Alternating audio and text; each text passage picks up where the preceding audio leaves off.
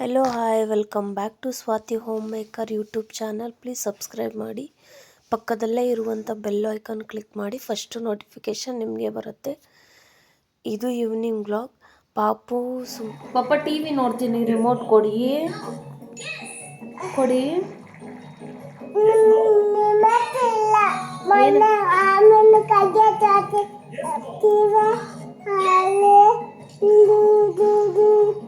ಆಚೆ ಆಟ ಆಡಿದ್ರೆ ನೀನು, ನಾನು ಆಚೆ ಕೂತಿರ್ಬೇಕು. ಬಂದು ನೀನು ಫೋನ್ ನೋಡಿದ್ರೆ ನಾನು ಸುಮ್ಮನೆ ಪಾಪು ಈಚೆಗಡೆ ಆಟ ಆಡ್ತಿರ್ತಾನೆ.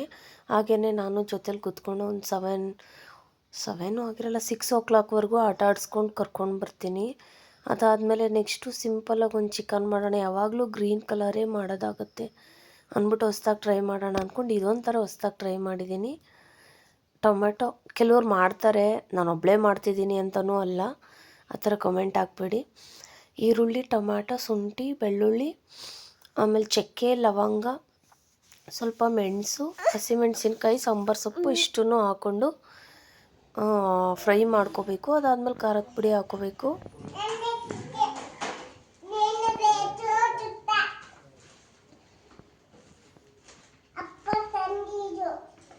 ಮಾಡಲ್ಲ, ನೀನೇ ಮಾಡು ಹೋಗಿ.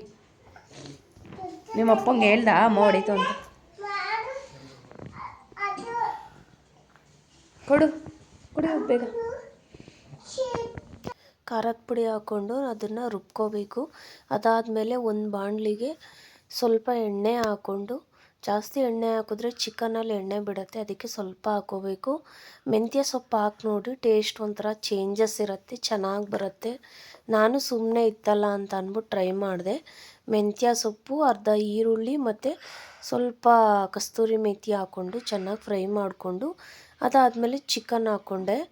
ನಾವಿಬ್ಬರೇ ಇರೋದ್ರಿಂದ ನಾನು ಅರ್ಧ kg ಚಿಕನ್ ಅಷ್ಟೇ ತರಿಸೋದು. ಮತ್ತು ನಾಳೆಗೆಲ್ಲ ಇಟ್ಕೊಂಡೇನು ತಿನ್ನಲ್ಲ, ಬೇಕು ಅಂದರೆ ತರಿಸ್ಕೊತೀನಿ. ಅದಾದಮೇಲೆ ಚೆನ್ನಾಗಿ ಇದಾದಮೇಲೆ ಸ್ವಲ್ಪ ಅರಿಶಿನ, ಉಪ್ಪು ಹಾಕ್ಕೊಂಡು ಒಂದು 5-10 ನಿಮಿಷ ಚೆನ್ನಾಗಿ ಬಾಯ್ಲ್ ಮಾಡ್ಕೋಬೇಕು. ಅದಾದಮೇಲೆ ರುಬ್ಬಿರೋ ಮಸಾಲೆ ಹಾಕ್ಕೊಂಡು ಚೆನ್ನಾಗಿ ಮತ್ತೆ ಒಂದು 5 ನಿಮಿಷ ಚೆನ್ನಾಗಿ ಬೇಯಿಸಿದ್ರೆ ನಿಜವಾಗ್ಲೂ ತುಂಬ ಚೆನ್ನಾಗಿತ್ತು.